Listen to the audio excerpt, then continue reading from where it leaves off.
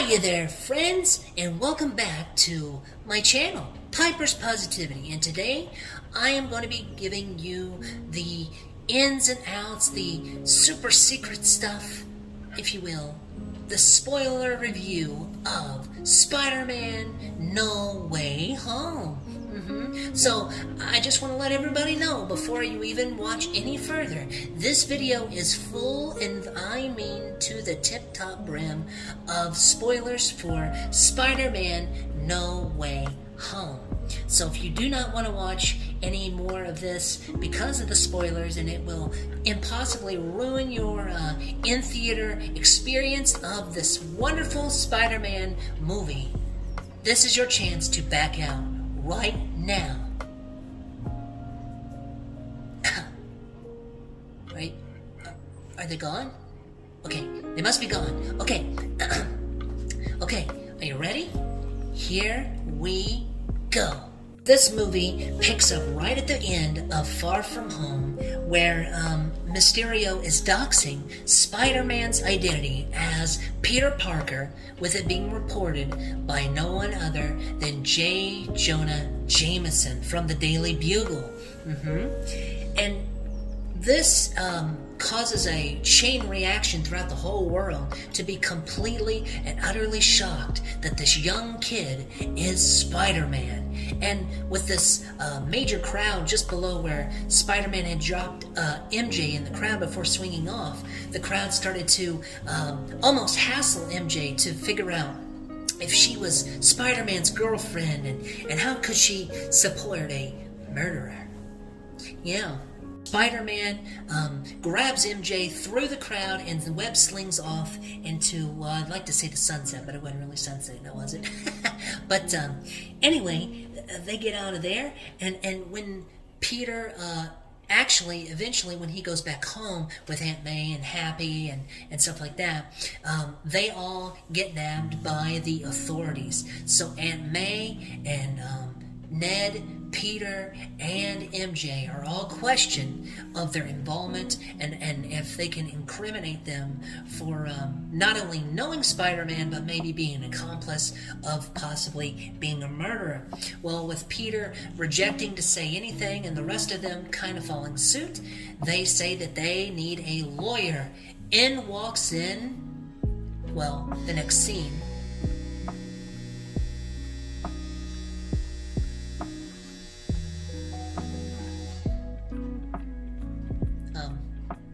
laundry's done. I better go get that. One sec.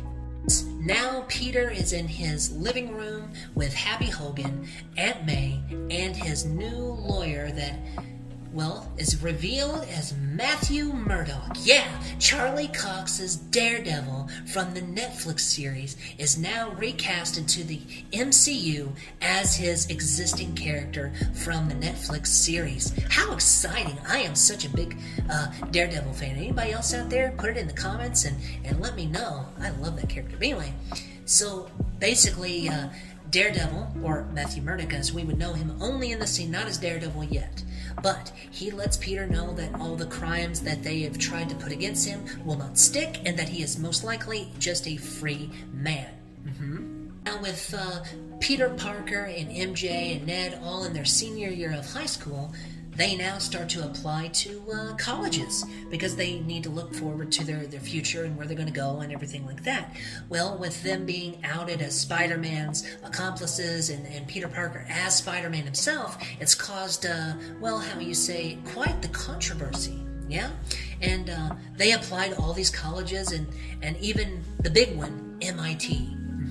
You know, the same one that Iron Man went to, and I think it was referenced in the Age of Ultron, I believe. But anyway, they all get denied from all these different schools, but they finally get the big letter from MIT, and they all decide to open it together in MJ's place of work. It's like a little cafe restaurant thing.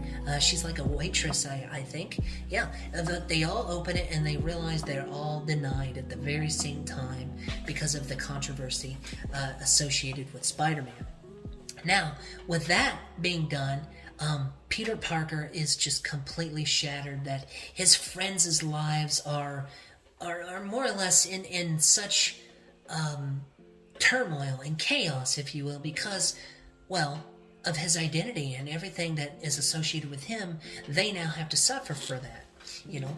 So he gets the idea to go to Doctor Strange and presents the idea to maybe have everyone in the world, the multiverse, well, the universe as they know it, you know, to forget who Peter Parker is. So Doctor Strange then agrees to do this forgetfulness. Well, anyway, the spell to make them forget. But they do this, right? And Doctor Strange is kind of discreetly describing while he's doing it. So he's like in motion doing it, you know, and he is like telling them that, you know, that nobody, not even your loved ones, will ever remember you, not your teammates of like the Avengers or anything, you know, not his Aunt May. And Peter's realizing this really, really quickly, and he starts to almost panic because, well, his first thought was he's got to have MJ remember, right? Because that's his girlfriend and he loves her. And then Strange agrees to only let her remember. And then Peter quickly remembers that, well, he has to let his best friend Ned know. So he almost begs Doctor Strange to make him remember. And Strange quickly says, okay. And then Peter remembers, well, Aunt May's got to remember. Aunt May is a major part in his life, and it was really chaotic when she first found out that he was Spider-Man. And, you know, and he agreed to that. And then he started to talk about possibly letting Happy Hogan remember because of his connections and everything with that. And then with all that going down, it just started to really get out of hand, and Doctor Strange couldn't concentrate. And with it, all of a sudden, kaboom! Reality started to crack a little bit, and Doctor Strange tried his best to contain it into this little bitty, almost like a little bubble thing with the spell inside it, I guess. But he put it in a artifact box, which I can't remember what it was called, but I'm sure it was really something special. But, yeah, he put it in this little box, and he explained to Peter that, you know, he's going to have to fix his mess, and that he encouraged him to basically, well, go talk to the college people and just be a normal person and try to get them back in by persuasion, you know. So that's what Peter did. Peter finally figures out where the dean of the school is in the area, I suppose, and he ends up finding out that she is in traffic going back to the airport on, I guess you would call it the freeway or the highway or something, but they're in like a traffic jam, so Peter could just swing in, walk in, and knocked on her window, and they started talking. Well, as they were talking, all of a sudden, well, you start hearing this kaboom, kaboom, kaboom, kaboom, kaboom, you know? And all of a sudden, you see these cars, they just start like moving aside, and all of a sudden, you see this big octopus arm fly out, and it is none other than Dr. Octavius, Dr. Ock. And he is from the Sam Raimi Spider-Verse. Yeah, and when he sees our Peter in the Spider-Man suit, he says that classic line, "Hello, Peter." And, you know, of course, our Peter Parker, our Spider-Man, is completely confused because he does not know who this man is.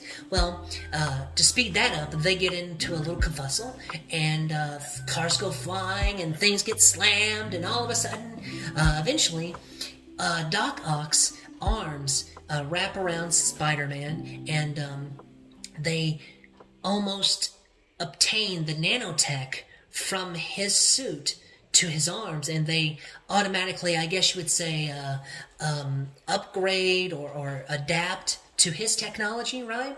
Well, when it did that, actually, Spider-Man was able to control, by Doc Ock not realizing this, right?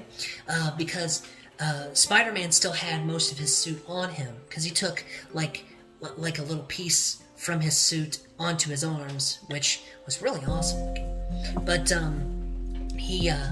he was able to lock down Oc's arms, and he be in control of Doc's arms and everything. So he was able to wrap up Doc Ock in one of his tentacles and kind of hold him in place, And he, all of a sudden, while they're just talking and not understanding like what he's talking about, like his Peter and stuff like that, he's just completely confused. All of a sudden you hear this little almost metal rolling on the ground, like the sound of metal being moved across like concrete or something hard. Then you realize it's a pumpkin bomb from the Green Goblin, awesome, from the Sam Raimi Spider-Verse universe rather. And all of a sudden it blows up, and through the clouds, Green Goblin, the Norman Osborn version, flies through on his glider. Then, making eye contact with our Peter, he flies so fast, like darts towards him so quick, and within a moment's notice, without, it was so quick, you'd almost miss it. Peter Parker, our Spider-Man, and Doc Ock, because he was wrapped up in his tentacles, were thrown through a portal, Doctor Strange, and in automatically into the Sanctum Sanctorum in the basement area, right? Well, Doc Ock was automatically put in a cell that was magically contained and kept them in, and Doctor Strange kind of explained to Peter in this moment that the spell had backfired, that not making anybody forget who Peter Parker was, like as a Spider-Man, but he, in fact, brought people into the universe that knew who Peter Parker was and that he was indeed Spider-Man. Mm-hmm. Peter understanding all this and Strange trying to help him understand that he needs to get anybody else from that's not from their universe brought back to the Sanctum to put in a cell so that they can send them back. So Peter asks for Ned and MJ's help, and they help Peter locate all the other people, which at this point they do not know how many people there are or who it is or anything like that, right? So they're going out to look for the Goblin, which that's the only one that he knew of at the time. But when he went to go find the Goblin, he ran into Electro and the Sandman, which he was able to have this little magic gauntlet on that Doctor Strange enhanced with his magic. So all he would have to do is basically zip with one of his webs through that, and they would automatically be transported back to the Sanctum in a magical cell. Now, with that being said, he went ahead and locked those two up and got them back in there, and he couldn't find the Goblin. Now he went back to the Sanctum, and eventually, and Aunt May calls him, and she tells him that this man had walked in ragged clothes and stuff like that, right? And she said that he was talking about the multiverse and all these different things, right? And just being confused. Well, he realized it was probably the Green Goblin, the guy that he had an encounter with, who he did not know, but he knew that he was absolutely dangerous, and he was scared to death because Aunt May was with him. So he goes to where Aunt May works, which is a feast, and it's like a homeless shelter, which is also a Miles Morales Spider-Man Easter egg, just for those that know. He goes to the homeless shelter feast, and he finds May. And in a panic, he sees the Green Goblin not in his helmet. He's in a purple hoodie that almost gives a comic accurate look to the Goblin, but it doesn't look as it does yet. He's got like a purple hoodie and like a little coat that kind of covering him, which also is green. Fun fact. But in this moment, it's actually Norman Osborn talking with May and Peter, and how he's frightened and he doesn't understand, why his Oscorp building doesn't exist here, and how he got here and all these different things, right? He doesn't even know that in his universe, he actually died in the first Spider-Man with Tobey Maguire. So they had this little conversation, and Peter tells May that he has to take them back so that they can all get sent back to their respective universes. But May said, and knowing, the deaths of all these people, she said, we do the right thing because it's the right thing to do, more or less, right? Because it's a responsibility to help others. And she really imprinted that into Peter's mind. But they were transported back to the sanctum. Well, actually, they weren't transported back. May dropped Norman Osborn and Peter off at the sanctum, and they went down, and that's where Peter took him into the basement, and he didn't lock him up or anything. Osborn was talking with Doc Ock and different ones through the cages or the cells, and Doc Ock even explained to Norman that he was dead in his universe and that Spider-Man killed him and all these different things. And it really made Peter feel very sad for not only Norman but the rest of them, because he wanted them to have a second chance, because that's what the spirit and the character of Spider-Man's about fighting for humanity, giving second chances, looking out for the little guy, if you will, Within a moment's notice of this, Doctor Strange pops back up. He almost immediately transports Norman Osborn right into one of those cells, freaking him out. He's basically crying out to Peter, "Please help me, oh my gosh. I don't want to," he's just natural scared Norman Osborn, because at this point he's kind of in his right mind, yeah? But Doctor Strange starts to grab the box, and he starts to, kind of manipulate it in a way and explaining that it's time for them to go ahead and go back because they do not belong in their universe, that it could have major repercussions on the multiverse as a whole. Now, Peter, remembering what his aunt said, that it's a responsibility to give others a second chance to fight for the little guy, that kind of thing, with responsibility and all that stuff. But all of a sudden, Peter steals the box while Strange is in the middle of trying to send them back. And then, of course, Strange and Peter get in this big rift and fight, and they go into the mirror dimension and have a little kerfuffle. All of a sudden, it takes a minute, because Spider-Man's really getting worked over by Doctor Strange, which rightfully so should, yeah? But Spider-Man's able to tangle him up in webs within the mirror dimension, and he takes his sling ring, and there's a portal already open. He jumps through, and the portal shuts, leaving Doctor Strange in the mirror dimension. Now, when Peter returns to the sanctum, he explains to the villains, once they realize, why did you stop him? I mean, you could have sent us back, we could have been dead, what made you stop? And Peter told Doc Ock when he asked him this, that he believes that everybody deserves a second chance, and that's, well, like you said, that is the spirit of Spider-Man. So he agrees to help them, to do better. And, more or less, they more or less, without saying it, they kind of agree. So the Lizard, Sandman, Norman Osborn, Doc Ock, and Electro all go with Peter to the apartment with Aunt May and Happy's. It's actually in Happy's apartment at this point because they had relocated because everybody knew where Peter Parker lived. But there's a fabricating machine there from Iron Man's tech. And what they did, they started to fabricate different things that would help, more or less, these villains become, well, redeemable, if you will. The first thing was Norman helped Peter kind of construct a chip to go into Dr. Octopus's arm technology to give him control back over the arms, because the arms had basically, took control of him. Yeah, and they got all that taken care of. They fixed something for Electro, and that was more or less it at the time. So once they got the chip done, they Spider-Man, Peter Parker, he was to put the chip on Doc Ock and see if it worked, and it did, and he was able to be put in his right mind and controlling those arms.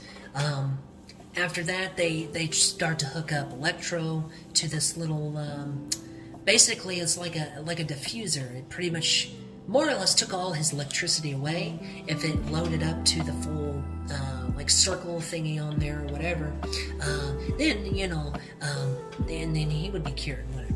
But anyway, in the middle of all that going on, right, Spider-Man, or Peter Parker, is in the other room with Aunt May, and I think it was Doc Ock. I'm not positive. I really don't remember.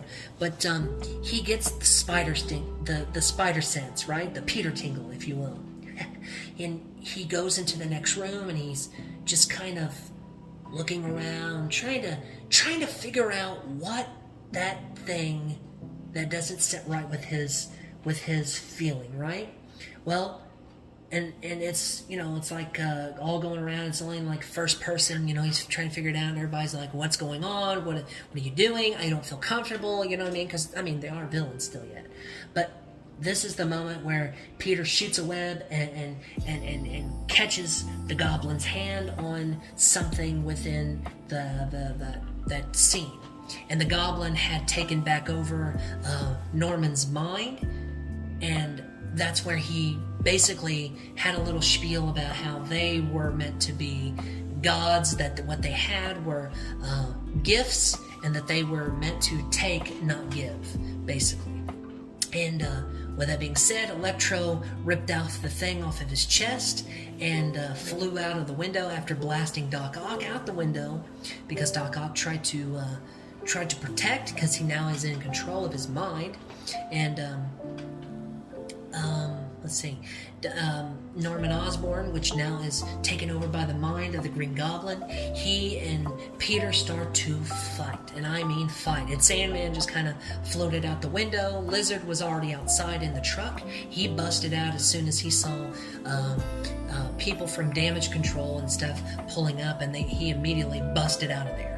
Now, the Green Goblin and Spider-Man start to have a major showdown, throwing down, fighting everywhere, going through the floors of the building and everything. May grabs the rest of the cures and stuff that she had in a bag, and she took off and ran downstairs because Peter told her to get out. Finally, the Goblin and Peter rush and fall through to the final floor of the ground floor of the building that they were in. May ends up being right there in the middle of it, kind of looking around, just kind of like there. And the Goblin gets up. He calls his glider in, and it plows through Aunt May and knocks her down, right? And then the Goblin jumps on his glider, turns around, and says something to Peter along the lines of, "No good deed goes unpunished." And he throws a pumpkin bomb, and Peter tries to catch it. And when he does, it just kind of bounces lightly out of his hand, explodes. Yeah, and then the Goblin, of course, he flies off out of there while this is going on. And Peter is helping Aunt May, which she's getting up and, brushing off, and then eventually, she starts to fade, and she dies. Aunt May dies. Yeah, it's really, really sad. In that moment of Aunt May dying, she gives the classic line to Spider-Man that he has heard from almost every movie that we've heard from Uncle Ben. With great power comes great responsibility. That came from Aunt May to Peter. A very iconic moment. After the Damage Control people shoot at Peter, he kind of web slings off and gets out of there. He has to leave May in her body laying there, which you can imagine that immediately emotionally crushed the poor guy, But Ned and MJ are still waiting, looking for Peter, wondering where he's at. They still have the little magic box, and Ned has the little sling ring from Doctor Strange on his hand. And when they're talking, he talks with his hands, kind of. And all of a sudden, a portal opens, and he and MJ see a Spider-Man through there, and they think that it's their Peter, because they only think that there's only one Spider-Man, right? Well, a Spider-Man walks through, and it's none other than Andrew Garfield's Spider-Man from the Amazing Spider-Man movie franchise. Yeah, and they start to talk, they have conversations and such. Then they try to open up another portal to look for Peter again, like their version of Peter. Well, another portal opens, but the one that walks through now is Tobey Maguire's Spider-Man from the Sam Raimi Spider-Verse. Yeah, and then they agree to look and find where Peter could be, and they go find him right in that moment. Now we're pretty much going into the third act of the film, just about. If not, we're getting really close. So then again, the two other Spider-Man and MJ and Ned finally meet up with Peter where he is at, just kind of thinking and taking things in, you know.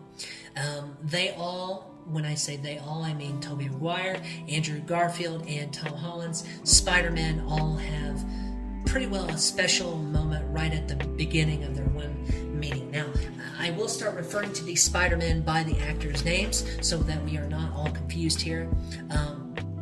So, and this leads up to some special moments, which I'm going to let you all see that in the film, if you can or want to, or if you're already here, I mean, you're already noticing that this is full of spoilers. Yeah, so...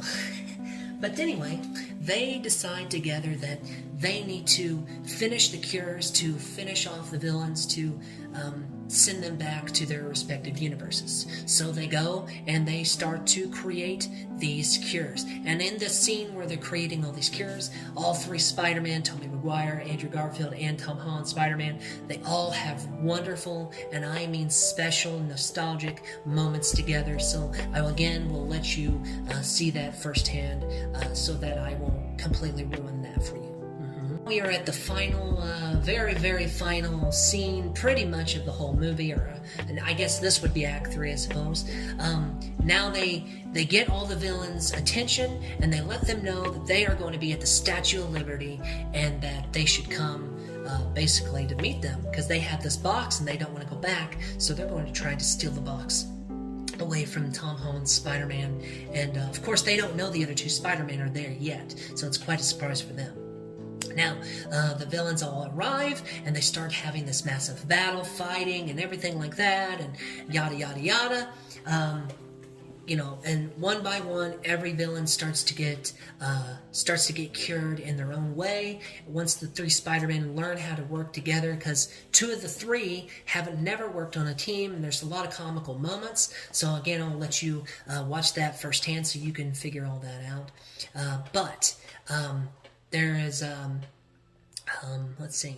After almost all the villains are pretty much cured, and they just kind of wait there for, the next turn of the scene, the Goblin causes an explosion and hits that magical box that Doctor Strange eventually gets possession of, right?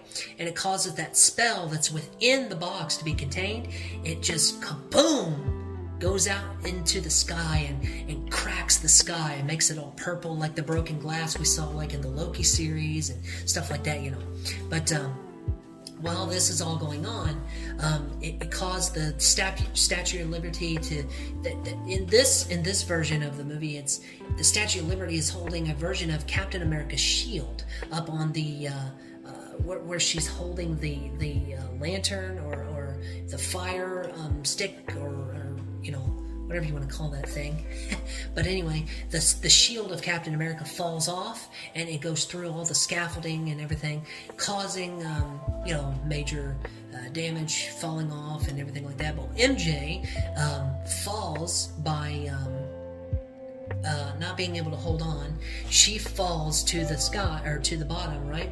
Well, Tom Holland's Spider-Man darts down and tries to catch her, and he gets within moments of just grabbing her hand, and then the Goblin sweeps by on his glider and pushes him out of the way while that maniacal laughter goes on, right?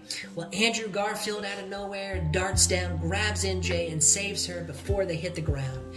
And it was such a great and special moment to see that because of what happened to Gwen Stacy in his movie, because, he even mentions multiple times how it was his fault and he could never forgive himself and stuff like that. So it was really a special moment to almost see his character be redeemed in that moment, because he saved MJ. Even though he couldn't save Gwen, he did save somebody's Gwen or somebody's MJ, So after that, they go to the final scene where Goblin and Tom Holland's Spider-Man are fighting and battling, and all of a sudden, Tom Holland's Spider-Man gets the upper hand on the Goblin, and he picks up his glider to stab him and tried to kill him because he's so upset that Goblin had took his Aunt May's life.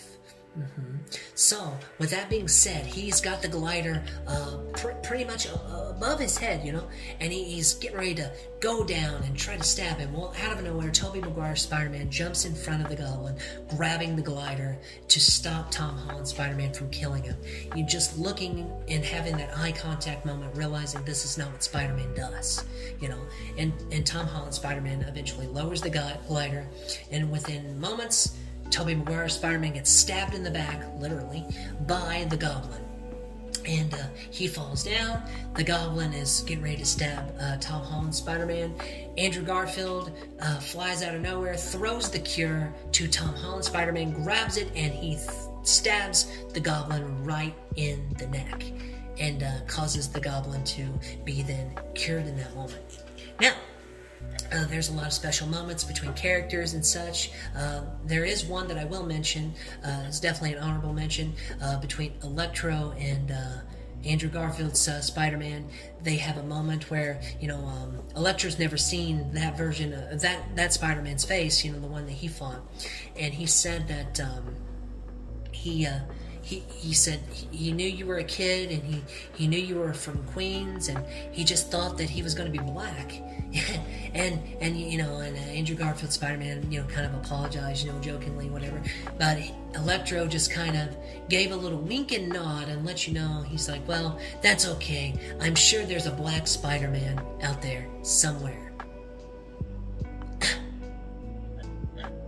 Did you get that?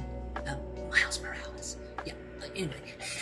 But this leads up to the final bit. Strange at the top, trying to contain the spell, which is having a very hard time. He's telling that our Tom Holland's Spider-Man that he cannot hold them back, and we get a pan of the sky, looking at him and everything. You can see images of other characters from other universes trying to come into this universe, such as like the Rhino, and I mean the comic accurate Rhino, not like the Russian in the Metal Machine Rhino. This guy was actually the Rhino. You could tell by the body shape and everything, like it was legit. Now there was a lot of other characters, and they were just like the shadow, the outline of the character. Rhino was the first one that I got to see, and I knew right away. The other ones, there were so many, I didn't have a chance to really look at them. So when you go see the film, see if you can see any other characters that you recognize, and let me know in the comments, because I really wish I got a second look. But I'm probably going to have to go see the film again to really look at that, But Peter Parker, Tom Holland's version, he told Doctor Strange that what if they did the spell right this time and had everybody forget Peter Parker was Spider-Man, including, even the loved ones and such. And Doctor Strange said that it would work, but he didn't want to do it. But Tom Holland's Spider-Man insisted that it happened so that he could save basically their reality, and he did exactly that. He did the spell, he closed up the breaches in the sky, and eventually all the Spider-Man got a moment together one last time, and everybody started to disappear, including the villains and such. Just before they started to forget everything, Peter Parker, our Tom Holland's version, had a moment with Ned and had a moment with MJ, because they were not going to remember him after this. So they had some moments that he would come find them and try to get them to remember and everything like that. And then it goes, and the spell goes forward.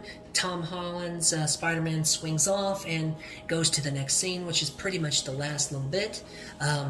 He sees Ned and MJ, but he does not try to get them to remember then, because you could tell that he's just heartbroken. He eventually visits Aunt May's grave. Also, about the other two, they did get into MIT. Peter Parker does not, because it's like his identity and his being, his person, does not exist anymore on the Earth. Now, they do know who Spider-Man is, right? But they do not know who Spider-Man is. So Peter Parker, their person, does not exist on that Earth, as according to everybody's mind. Yeah, that was just a repercussion of the spell. Now, then it goes to the last little bit where Peter has to move into an apartment, and he's moving in, he's living there, and you see a sewing machine, and he's making his own new suit. And when he makes this new suit, it's a very, very, and I'm talking very comic accurate Spider-Man suit like we've seen in the comics and everything. It was just absolutely wonderful. And I mean, it was just awesome because he had to make it himself and everything.